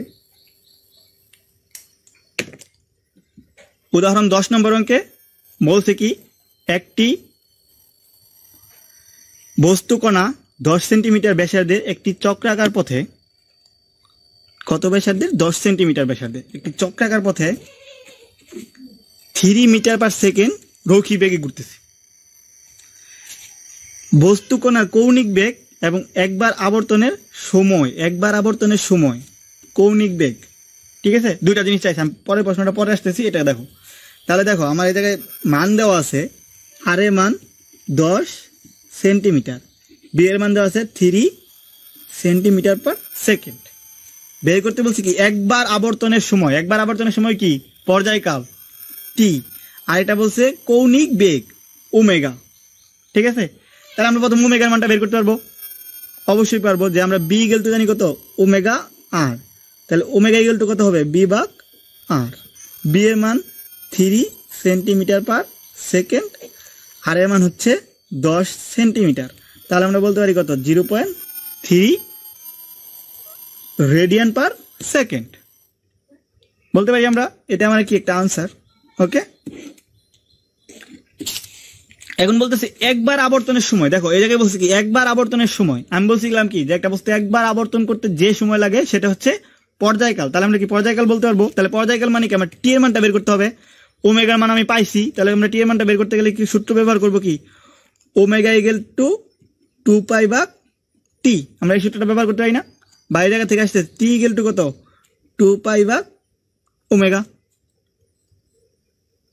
ওকে, তাহলে আমরা যদি মান বসাই 2 × 3.14 ভাগ হচ্ছে 0.3, তাহলে আমাদের ক্যালকুলেশন করলে কত হবে, সবাই একটু ক্যালকুলেশন করো।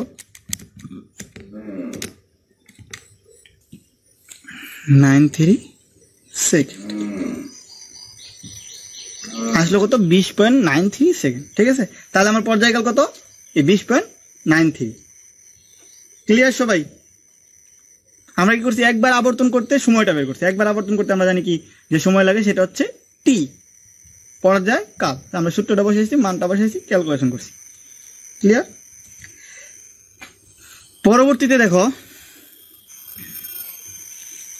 খ নম্বরে বলছে, খ নম্বর প্রশ্নে বলছে কি যে 3 রেডিয়ান/সেকেন্ড বেগে ঘুরিতেছে, তাহলে উহা রৈখিক বেগ নির্ণয় করো।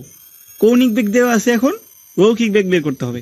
কৌণিক বেগ মানে কি, ওমেগার মানটা দেওয়া আছে, রৈখিক বেগ মানে কি আমার বি এর মানটা বের করতে হবে। সেকেন্ড প্রশ্নে বলছি কৌণিক বেগ দেওয়া আছে, রৈখিক বেগ বের করো। আমরা সেকেন্ড ক্ষেত্রে যদি আমরা ক্ষয়ের ক্ষেত্রে বের করি, আর এর মান তো কি হবে, সেম থাকবে। আমার ক্ষয়ের ক্ষেত্রে যদি আমরা বের করি, আর এর মানটা কি সেম, আর ইকুয়াল টু কত, 10 সেন্টিমিটার। এই জায়গায় আমার ওমেগার মান দেওয়া আছে, ওমেগার মান কত, 3 রেডিয়ান/সেকেন্ড। আমার বের করতে হবে কত, বি এর মানটা আমার কত। তাহলে দেখো এটা সহজ না, বি ইকুয়াল টু ওমেগা আর, ওমেগার মান 3 × আর এর মান হচ্ছে 10, 23 সেন্টিমিটার/সেকেন্ড। ওকে, আমরা সহজ দুটো অঙ্ক করলাম। তো যাই হোক, এখন আমরা নতুন আরেকটা টপিকসে যাই। আশা করি অঙ্কের সমস্যা নেই, এটা সহজ অঙ্ক, একবারে বই একটা ইজি অঙ্ক করাইছি। আমরা এখন নতুন একটা টপিকসে যাই। নতুন টপিকটা হচ্ছে কেন্দ্রমুখী বল, কেন্দ্র বিমুখী বল। ঠিক আছে, ইম্পর্টেন্ট একটা টপিক এই অধ্যায়ের। তো আমরা একটা বস্তুকে একটা কেন্দ্র করে এই জায়গায় একটা বস্তু আমরা ঘুরাচ্ছি। ঠিক আছে, আর ব্যাসার্ধ নিয়ে কি করছি, ঘুরাচ্ছি। তো তুমি একটা রশির মধ্যে, সুতার মধ্যে তুমি একটা পাথর বা কিছু বেঁধে যদি ঘুরাও, তো হঠাৎ করে যদি তুমি ছেড়ে দাও তাহলে কি একদিকে দৌড় দিবে না? মনে করো আমি এই পাথরটা বেঁধে এভাবে ঘুরাইতেছি, তো ঘুরাইতেছি হঠাৎ করে যদি আমি ছেড়ে দিই, মনে করো এই পজিশনে আমি ছেড়ে দিছি, তাহলে কি হবে, বস্তুটা এরকম করে চলে যাবে, তাই তো? এরকম করে একদিকে চলে যাবে। তার মানে কি, মনে করো এদিকে বি বেগে সে চলে গেছে, সেই রো কি বেগে চলে গেছে। তো নর্মালি কি হয়, যখন আমি হাতে ধরে রাখি তখন কিন্তু সে যাইতেছে না। কেন যাইতেছে না? সে তো এদিকে একটা ফোর্স শেষ দিতেছিলই, কিন্তু সে কি এদিকে যাচ্ছে না যতক্ষণ পর্যন্ত আমার হাতে সুতাটা আছে। তার মানে কি, সুতা কি করতেছে, এদিকে ভিতর দিকে একটা টান দিতেছে। তার মানে কি, গুণনের ফলে কি হচ্ছে, বাইরের দিকে একটা বল প্রয়োগ হচ্ছে, এবং কি এই সুতা কি ভিতরের দিকে একটা বল প্রয়োগ করতেছে। ক্লিয়ার? তো দুই দিকে বলটা করতেছে, এই ভিতরের দিকে বলটাকে বলতেছে কেন্দ্রমুখী বল, এই বলটাকে কেন্দ্রমুখী বল বলতেছে। আর এই যে যদি সুতাটা ছাইড়ে দেয়, তাহলে যেই বলের কারণে বাইরের দিকে দৌড় মারে, একটা বলের কারণে কি বাইরের দিকে সে দৌড় মারে না, সেই বলটাকে বলতেছে কেন্দ্র বিমুখী বল। ঠিক আছে, কেন্দ্র বিমুখী বল। এই কেন্দ্রমুখী এবং কেন্দ্র বিমুখী বল দুইটা যখন সমান থাকবে, তখনই একটা বস্তু নির্দিষ্ট কক্ষপথে ঘুরতে পারবে। এই দুটা বল সমান হলেই সে কি করতে পারবে, এই জায়গা দিয়ে ঘুরতে পারবে। যদি কোনো একটা বল বেশি থাকে, যদি মনে করো কেন্দ্র বিমুখী বলটা বেশি হয়, তাহলে কি দড়িটা শিরা বাইরের দিকে চলে যাবে। যদি কেন্দ্রমুখী বলটা বেশি হয়, তাহলে কি করবে, এই সুতাটা তোমার হাতে পেঁচাইয়া যাবে। ঠিক আছে, তাহলে আমরা বলতে পারি কি, কেন্দ্রমুখী বল সমান সমান কি হবে, কেন্দ্র বিমুখী বল। এই দুইটা বল যেহেতু সমান, তার মানে কি এই দুইটা বল আমরা একই সাইন দ্বারা প্রকাশ করব। অনেকে আছে পি দ্বারা প্রকাশ করে, অনেকে আছে পি সি দ্বারা প্রকাশ করে, অনেকে আছে এফ দ্বারা প্রকাশ করে, অনেকে আছে এফ সি দ্বারা প্রকাশ করে। নো প্রবলেম, তোমার যেটা ইচ্ছা সেটাই করবা। ঠিক আছে, আমি পি দ্বারা প্রকাশ করব। ঠিক আছে, আমি জাস্ট ওগুলো বলছি, আমরা পি দ্বারা প্রকাশ করব। তাহলে পি গেল টু, এই মানটা হচ্ছে এম বি স্কোয়ার ভাগ আর।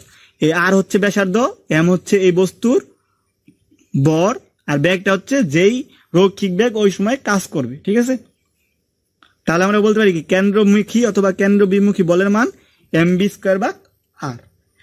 ঠিক আছে, তো যদি হয় তাহলে দেখো আমরা বি গেল টু জানতাম কি, ওমেগা, আর জানতাম না। তাহলে আমরা এই জায়গায় যদি বসাই এম ওমেগা আর স্কোয়ার ভাগ আর, তাহলে কি হবে, এম ওমেগা স্কোয়ার আর স্কোয়ার ভাগ আর, বাকি এম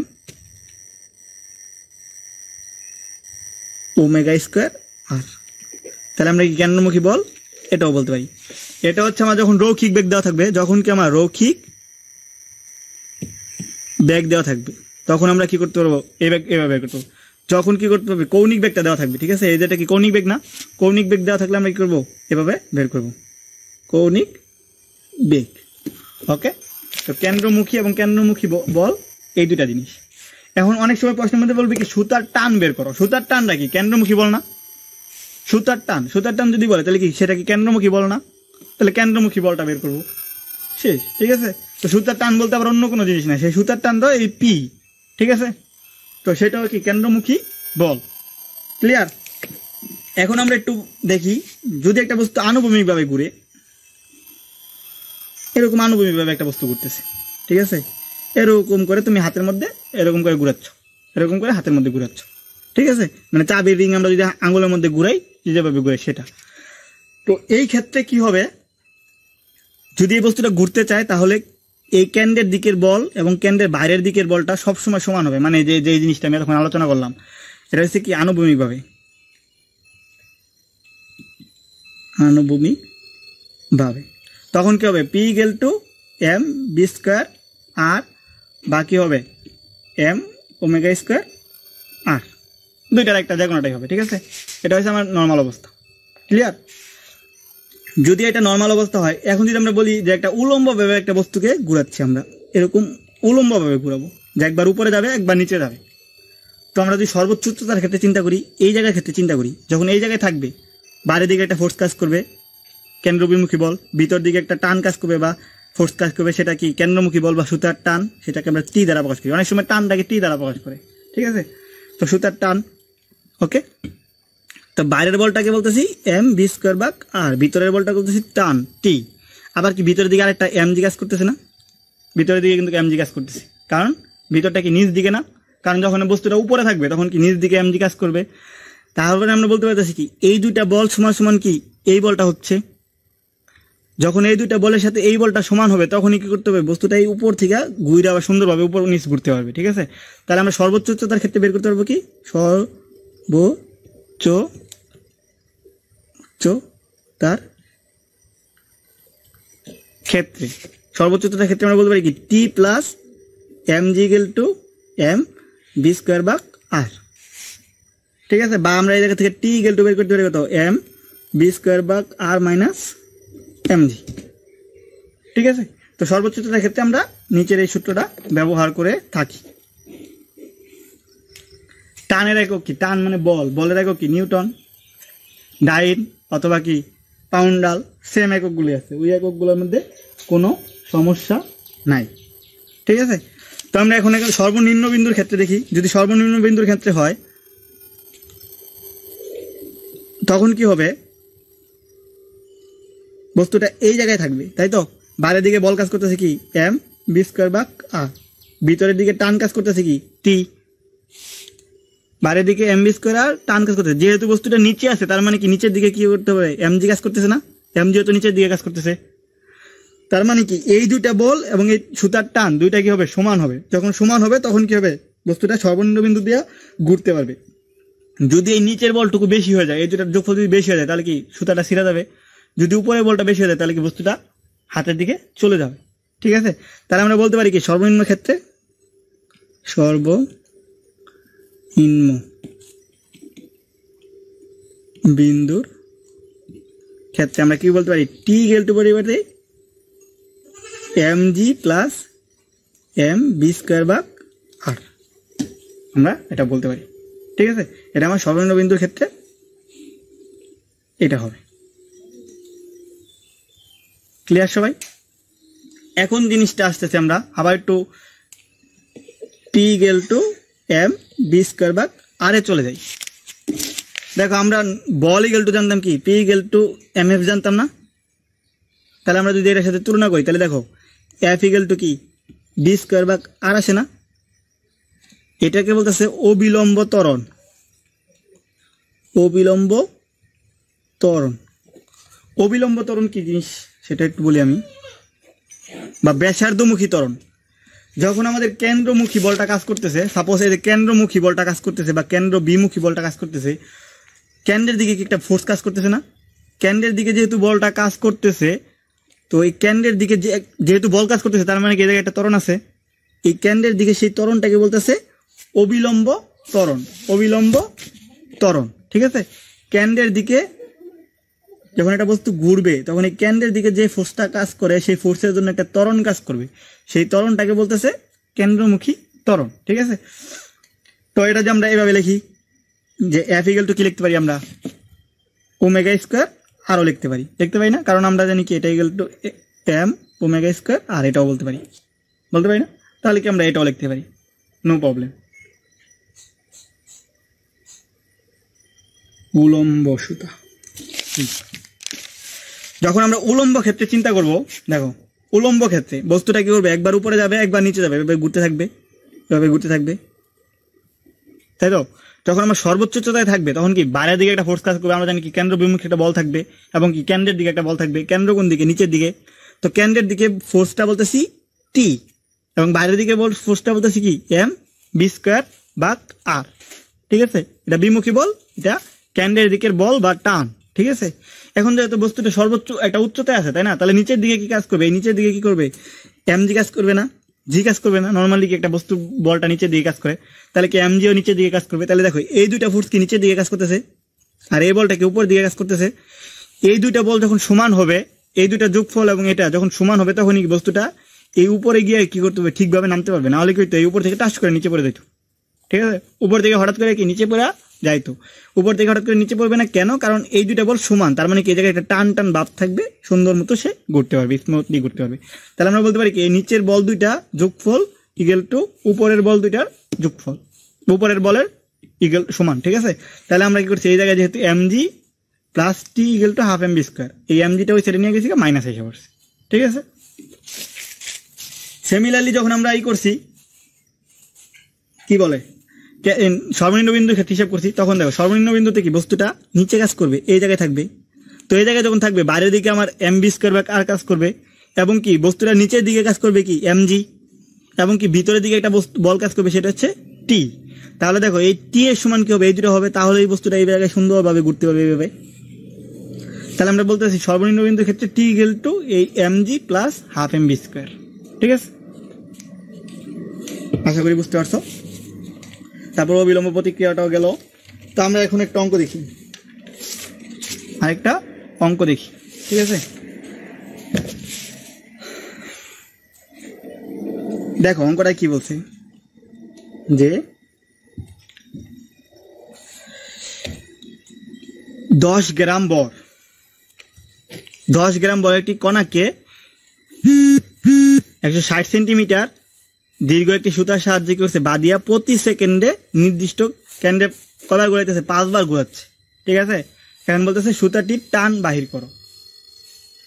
বস্তুর বর কত, m ইকুয়াল টু 100 গ্রাম, সুতার দৈর্ঘ্য দেওয়া আছে 60 সেন্টিমিটার প্রতি সেকেন্ডে, মানে কি টি এর মান কত, 1 সেকেন্ড। কয়বার ঘুরাচ্ছে, 5 বার ঘুরছে। এটা উদাহরণ 24 নম্বর অঙ্ক, ঠিক আছে। তোমরা বইয়ের উদাহরণ 24 নম্বরটা দেখতে পারো, ঠিক আছে। হ্যাঁ 100 গ্রাম। তো বলতেছে কি ঘুরাইতেছে কতবার, 5 বার, 5 বার। এখন বলতেছে যে সুতার টান বাহির করো। তো সুতার টান মানে কি টি, টি গেল তোমরা বলতে পারি কত, m ওমেগা স্কোয়ার আর, আমরা এই সূত্রটা জানি। তো দেখো ওমেগার মানটা এই জায়গায় দেওয়া নাই, কিন্তু কি টি এর মান দেওয়া আছে, এন এর মান দেওয়া আছে, আমরা কি বের করতে পারবো না? ওমেগা ইকুয়াল টু কত, 2 পাই n বা টি, 2 ইন্টু 3.14 ইন্টু 5, টি এর মান 1, ক্যালকুলেশন করলে পাবো না, 2 ইন্টু 3.14 গুণন 5,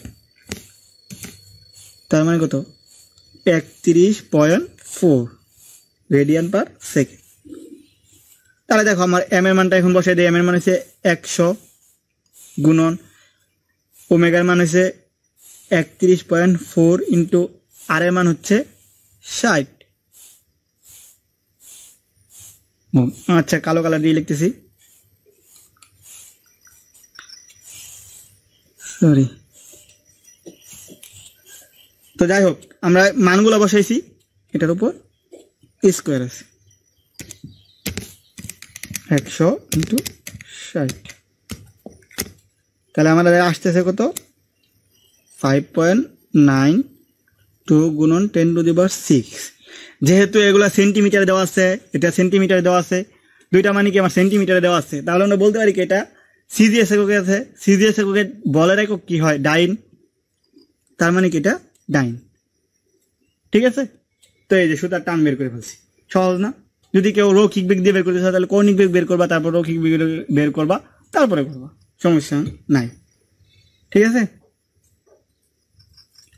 এখন আমাদের এই কেন্দ্রমুখী বল এবং কেন্দ্রবিমুখী বলের একটা বাস্তবিক কাজে, যে কাজে লাগবে আমাদের, সেই কাজে যাই আমরা, ঠিক আছে। অঙ্কটা তো সবাই ক্লিয়ার, এটা সহজ অঙ্ক, সবাই পারবা। দেখো মনে করো একটা রাস্তা, এই রাস্তা দিয়ে একটা গাড়ি যাচ্ছে, তো গাড়িটা কি হবে, এই জায়গায় বাঁক নিবে। তো তোমরা হয়তো অনেকে আছে কার এই দেখছো কি বলে, এই যে মোটরসাইকেল রেস দেখছো, টিভিতে অনেক সময় হয়, দেখবা যখন মোটরসাইকেল অনেক স্পিডে যায়, ভাগ নিতে গেলে কি একদিকে হেলে যায়। হেলে যায় কেন, হেলে দিয়ে সে এই কেন্দ্রমুখী বল, যদি সে সোজা গিয়ে যদি সোজা যাইতে যাইতো, সে যদি হেলে না যাইতো, তাহলে সে কি করতো, এরকম সিটকে গিয়ে দিকে পড়ে যেত, কারণ আমার এদিকে কোনো টান নাই। যেহেতু দেখো এই জায়গায় একটা বৃত্ত কাজ করতেছে, বৃত্তের মতো কাজ করতেছে না, বৃত্তচাপ। তো যেহেতু বৃত্তচাপ কাজ করতেছে, তার মানে কি একটা বস্তু যখন এই জায়গা দিয়ে যাইতে নিবে, তখন তার কি দুই ধরনের বল থাকবে, একটা কেন্দ্রমুখী বল, আরেকটা কি কেন্দ্র বিমুখী বল, যেটা বাইরের দিকে কাজ করবে, ঠিক আছে। টিপি সমস্যা নেই, যেহেতু টান আমি বলছি, টানের সাথে আমি টি দ্বারা প্রকাশ করছি, তুমি টি ধরো, পি ধরো, তুমি এফ ধরো, নো প্রবলেম, ঠিক আছে। এটা হচ্ছে তোমার প্রকাশ করার ভঙ্গিমা বা ইচ্ছা, স্টাইল, তুমি যেটা খুশি সেটা করতে পারো। তো যখন আমরা একটা গাড়ি বা একটা মোটরসাইকেলের দিকে যাইতে নিবে, যদি সে সোজা বাঁক নিতেছে, সে যদি একটু কাত না হয়, তখন কি হবে? কেন্দ্রের যেহেতু এই জায়গায় একটা মোড় বা একটা কি বৃত্তচাপ, তো আমরা জানি কি যখন একটা বস্তু ঘুরতে নেয় তখন কি তার মধ্যে কেন্দ্রমুখী এবং কেন্দ্রবিমুখী দুইটা বল কাজ করে।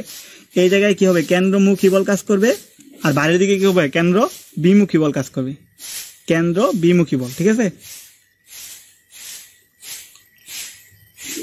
দুই ধরনের বল কাজ করবে।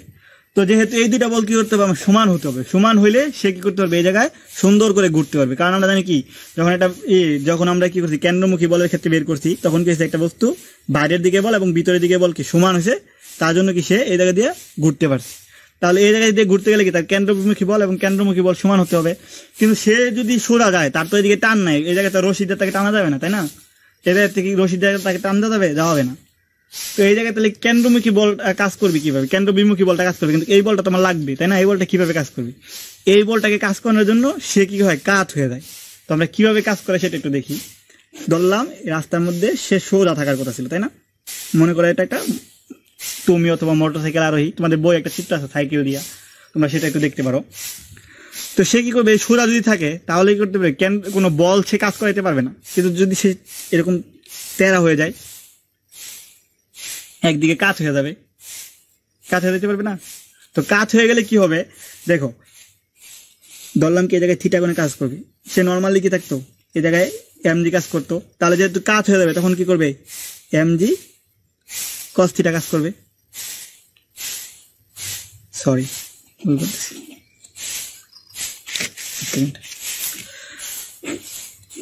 তো দেখো, নর্মালি এরকম, ঠিক আছে, সোজা থাকার কথা ছিল। সে মাটির উপর, এটা মনে করো মাটি আমার সারফেস, এটার উপর সে সোজা আছে।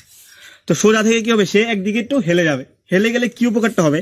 সাপোজ ধরো সে এরকম পরিমাণে হেলে গেছে, তাহলে কি সে এই বরাবর একটা ফোর্স প্রয়োগ করতে থাকবে মাটিতে। সেই ফোর্সটা যদি আমার এফ হয়, এ জায়গায় কি মাটিতে একটা ফোর্স প্রয়োগ করবে। ধরলাম কি আমরা এফ পরিমাণ ফোর্স সে কি করবে? মাটিতে প্রয়োগ করবে। কমেন্টের জন্য দেখা যাচ্ছে না, কমেন্ট অফ করে নাও তুমি, তাহলেই হবে। কমেন্ট অফ করে না, তুমি ডান সাইডে টান দাও, তাহলে হবে। তো দেখো, যদি হয় যে এই জায়গায় কি আমার এক পরিমাণ ফোর্স দিয়ে কি হবে? সে মাটিতে আঘাত করবে, সেই ফোর্সের একটা অংশ কাজ করবে কোন দিকে? এই জায়গায়। তাহলে কি এফ কস থিটা, যদি এই জায়গায় থিটা কোণে কাজ করে, আমরা জানি কি যার সাথে কোণ উৎপন্ন করে তার সাথে কি হয়? কস থিটা হয়। আচ্ছা, আমি এটা নতুনভাবে শুরু করি, যেহেতু বলতে তো প্রবলেম হচ্ছে। দেখো, আমরা রাস্তার ওটুকু বুঝতে পারছি, ওই জায়গায় আমি আবার যাবো পরবর্তীতে। দেখো এই জায়গায় যে আমি সোজা অবস্থা থেকে কি করবো? সারফেসের মধ্যে একটু কাজ হয়ে যাবো, এরকম কাজ হয়ে যাবো। তাহলে কাজ হয়ে গেলে কি আমি যদি এই মাটিতে কি করবো? একটা ফোর্স প্রয়োগ করবো। ধরলাম কি আমরা এফ পরিমাণ ফোর্স প্রয়োগ করতেছি, ঠিক আছে। সে ফোর্সের একটা অংশ কি করবে? এরকম আনুভূমিকভাবে কাজ করবে। আনুভূমিকভাবে কি হবে? এফ কস থিটা, এই জায়গায় যদি থিটা গুণ উৎপন্ন করে, এবং কি উলম্বভাবে কাজ করবে এফ সাইন থিটা। এখন বলতে পারো ভাই এটা আনুভূমিক কেন? এটা তো উলম্ব দিক। থিটা কোনটা যার সাথে, সে কি সবসময় আনুভূমিক।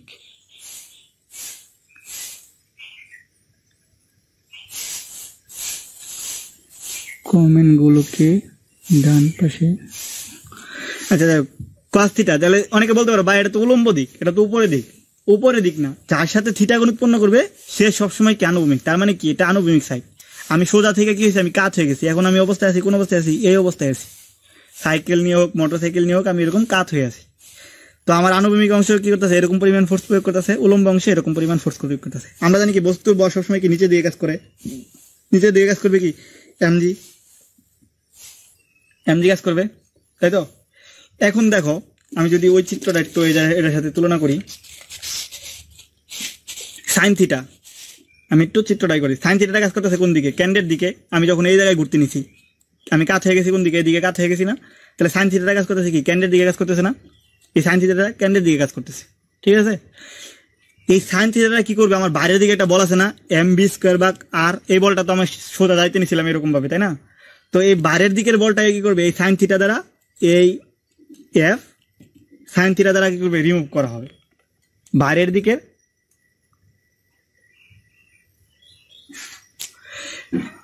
দিকের বলটাকে কি করবে? এই যে কেন্দ্রবিমুখী বলটাকে এই এফ সাইন থিটা দ্বারা কি করবে আমার রিমুভ করবে। আমরা জাস্ট এই যে এই অবস্থায় আমি যে কাত হয়ে গেছি সেই অবস্থাটা আমরা এই জায়গায় দেখাচ্ছি, ঠিক আছে। তো এরকম কি হবে, এই এফ সাইন থিটা দ্বারা কি করবে, এই এম বি স্কোয়ার বলটাকে কি রিমুভ করবে। তার মানে আমরা বলতে পারি কত, F sine theta equal to M B square ভাগ আর, বলতে পারি না, যেহেতু এই বলটাকে ওইটা, তাহলে এটা আমরা 1 নং সমীকরণ। এখন দেখো উপরের দিকে একটা বল আছে, সেই বলটা কি করবে, এই এমজি বলটা কি করবে, নাহলে ব্যালেন্স থাকবে না, আমি তো পড়ে যাবো, কাত হয়ে রয়েছি, আমি পড়ে যাবো না।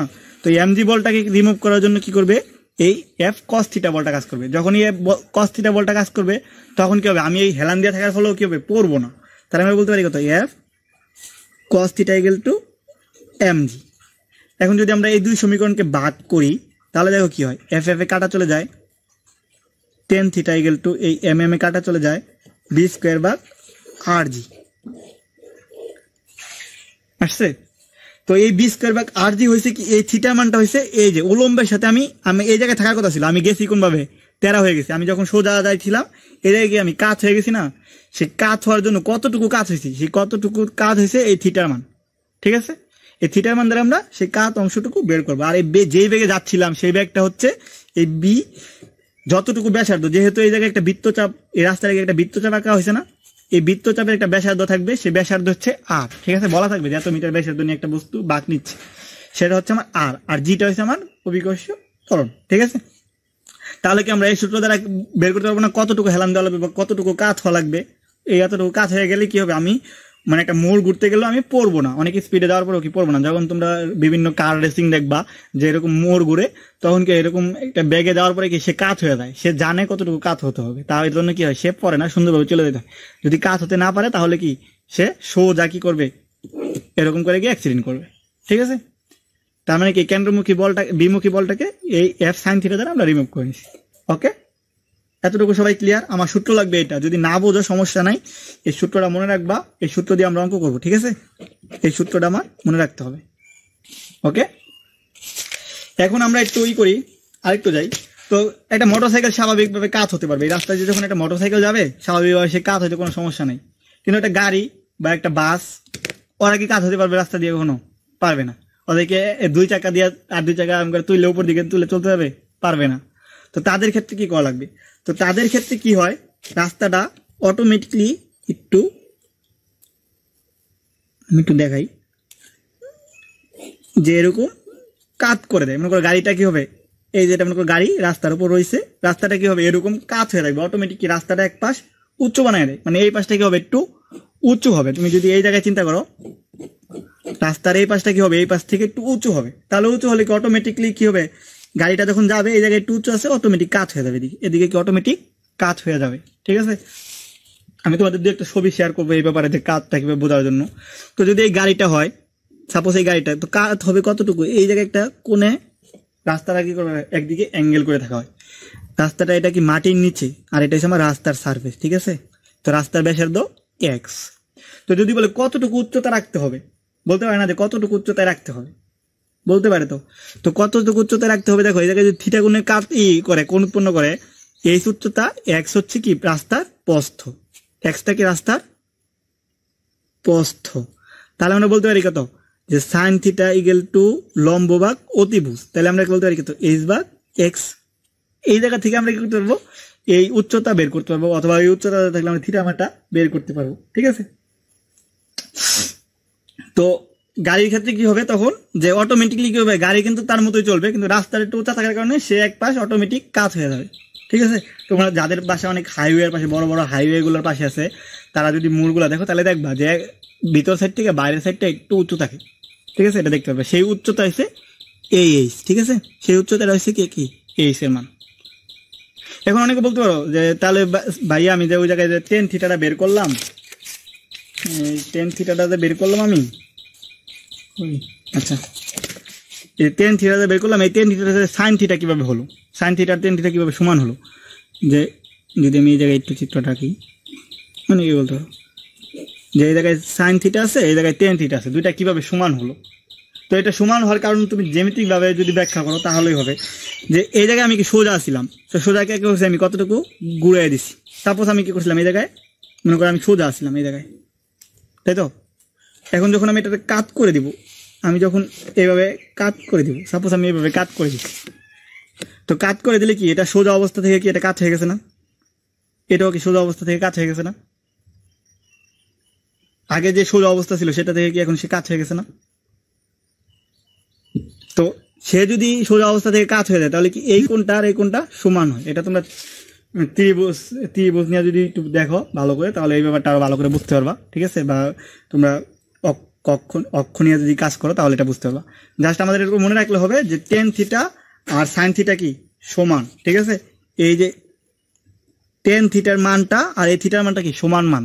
অনেক সময় কি হয় জানো, এই মানটা অনেক কম হয়, এত কম হয় যার জন্য কি এটা ইকুয়াল টু টেন থিটা ধরা হয়ে যায়, ঠিক আছে? এতটুকু হয় যে sign theta equal two x equal to tan theta ধরা যায়।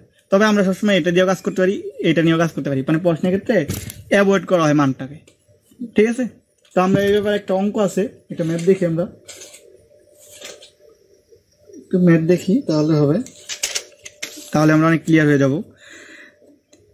দেখো প্রশ্নে বলছে কি যে 121 ফুট ব্যাসার্ধ বিশিষ্ট একটি বাঁকা পথে ঘন্টায় 30 মাইল, এটা উদাহরণ 20 নম্বর অঙ্ক তোমাদের বই, বেগে গাড়িটি চালিয়ে পথটি কত কোণে কাজ করিয়া রাখিতে হবে।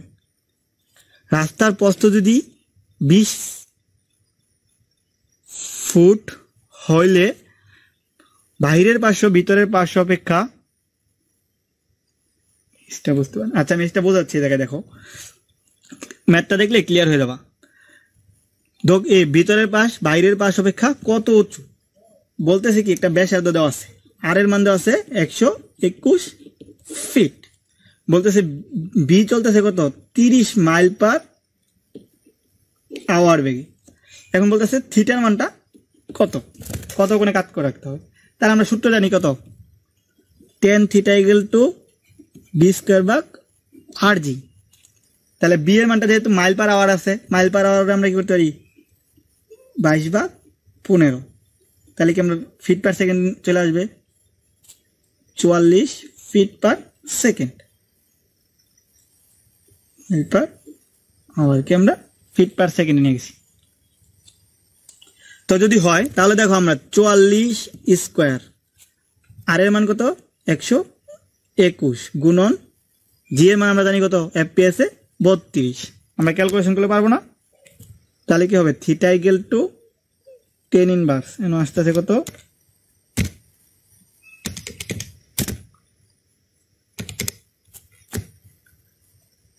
1/2 বা 10 ইনভার্স আনসার হচ্ছে 26.56 ডিগ্রি, ঠিক আছে? আমরা কোনটা পেয়ে গেছি। এখন বলতেছে দেখো রাস্তার প্রস্থ যদি 21 ফিট হয় তাহলে উচ্চতা কত। মনে করো রাস্তাটা কি হবে এরকম 21 ফিট প্রস্থ আছে, উচ্চতাটা কত, এক্স এর মানটা 21 ফিট, রাস্তার প্রস্থ, এই উচ্চতাটা বের করতে বলছে। এই উচ্চতা কি জানো যে এই পাশের অবস্থায় রাস্তাটা এই পাশ থেকে একটু উঁচু থাকবে, সেই উঁচুর পরিমাণ কতটুকু উঁচু আছে, এই উচ্চতাটা হচ্ছে সেই জিনিসটা। যে এরকম একটা রাস্তা আছে, রাস্তাটা এইভাবে মোড় নিছে, তো এই পাশটা কি হবে একটু নিচু থাকবে, এই পাশটা একটু উপরে থাকবে, তো এই উপরটুকু কতটুকু উঁচু সেটা আমার এক্স এর মান। তার আমরা বলতে পারি কত sign theta equal two H ভাগ এক্স। তাহলে আমরা কি করবো সাইন 26.56 ইকুয়াল টু এইচ এর মানটা বের করবো, এক্স এর মান কত দেওয়া আছে 20 দেওয়া আছে। তাহলে আমরা করতে পারি sign into 20, H equal two আসবে 8.94 ফিট। ওকে, তো আজকে আমি নর্মাল বেসিকগুলো দেওয়ার চেষ্টা করছি, আমি আর বেশিক্ষণ রাখবো না, আর অল্প একটু সময়, ঠিক আছে? তো তোমরা একটুই দেখো, আজকে জাস্ট আমি বেসিকগুলো দিছি। তো আমি কালকে আরেকটা ক্লাস আছে আমার, তো সেই ক্লাসে আমি জড়তার ভ্রামক টর্ক ওগুলো নিয়ে একটু বিস্তার আলোচনা করব। তো আশা করি পরের ক্লাসটা অনেক অ্যাডভান্স লেভেলের ক্লাস হবে। তো তোমরা সবাই পরের ক্লাসে উপস্থিত থাকবা। আর তোমাদের কাজ হলো এই অধ্যায়ের যতগুলো উদাহরণ আছে সবগুলো উদাহরণ করা, এবং আমি চেষ্টা করবো বিকালের দিকে কিছু অনুশীলনী দাগায় দেওয়ার জন্য এই বই থেকে, ঠিক আছে? তো সেগুলো তোমরা করে ফেলা। তার মধ্যে যদি কোনো প্রবলেম থাকে আমাকে অবশ্যই নক করবা এবং কালকে সেটার সলিউশন অবশ্যই আমি দেওয়ার চেষ্টা করব। ঠিক আছে, আজকে এই পর্যন্ত। কালকে আমরা জড়তার ভ্রামক কেন্দ্রমুখী বল নিয়ে আরেকটু আলোচনা করব, আর টর্ক, ঠিক আছে, গতিশক্তি, কৌণিক গতিশক্তি, এগুলো নিয়ে কাজ করব। ঠিক আছে, তো আজকে মোটামুটি ইসাক বইটা তোমরা কমপ্লিট করে ফেলার চেষ্টা করবো, উদাহরণগুলো সবগুলোই করার চেষ্টা করবা। কালকে আমরা অবশ্যই শাহজাহান তখন দেখবো। ঠিক আছে, আর কারো কোনো প্রশ্ন থাকলে বলতে পারো, নাহলে আমি শেষ করবো। একজন বলতেছে উদাহরণ 32 নম্বর না, ওই এটা আমার কাছে বইটা দেখতে হবে একটু, আমার বই নাই তো, 21 নম্বরটা। আচ্ছা, তোমরা কমেন্টে লিখে রাখো, আমি পরবর্তী ক্লাসে সেগুলো সলভ দেওয়ার চেষ্টা করবো। ঠিক আছে, তোমরা কমেন্টে লিখে রাখো, আমি পরবর্তীতে সেগুলো সলভ দেওয়ার চেষ্টা করবো। আজকে আর করবো না, আজকে 1 ঘন্টার মতো হয়ে গেছে, তো আজকে আর নাই করি। ঠিক আছে, তো তোমরা যেগুলো প্রবলেম হয় তোমরা অঙ্কগুলো ট্রাই করো, এখনই বলতেছো ট্রাই করো আগে। ঠিক আছে, আগে করছো, এখন আবার নতুন করে ট্রাই করো, তারপরে যদি প্রবলেম হয় আমি অবশ্যই সেগুলো করে দেওয়ার চেষ্টা করবো। ঠিক আছে, আর কালকে আমরা জড়তার ভ্রামক ওগুলো নিয়ে অনেক আলোচনা করব। যারা ডিপলি নিতে পারবা, যারা নিতে চাও তারা নিও, কারণ কালকে টপিকসটা অনেকটাই বলতে গেলে যে আনইম্পর্টেন্ট, কিন্তু শিখার অনেক কিছু আছে আর কি। তো যারা নিতে চাবা তারা নিবা, মানে ওটা অ্যাডভান্স লেভেলে পড়াবো, তো মানে বিশেষ করে লংরা একটু বেশি পড়বে সেটার দিকে। যাই হোক, শর্টটাও পড়তে পারবা, আশা করি চেষ্টা করবো। ঠিক আছে, তো সবাই পড়বা, ঠিক মতো লেখাপড়া করো, আর হলো যে সবগুলো ম্যাথ করার ট্রাই করো, তারপরে আমি অবশ্যই পরের ক্লাসে দেখে দেবো। ঠিক আছে, ওকে, আল্লাহ হাফেজ, সবাই ভালো থাকো।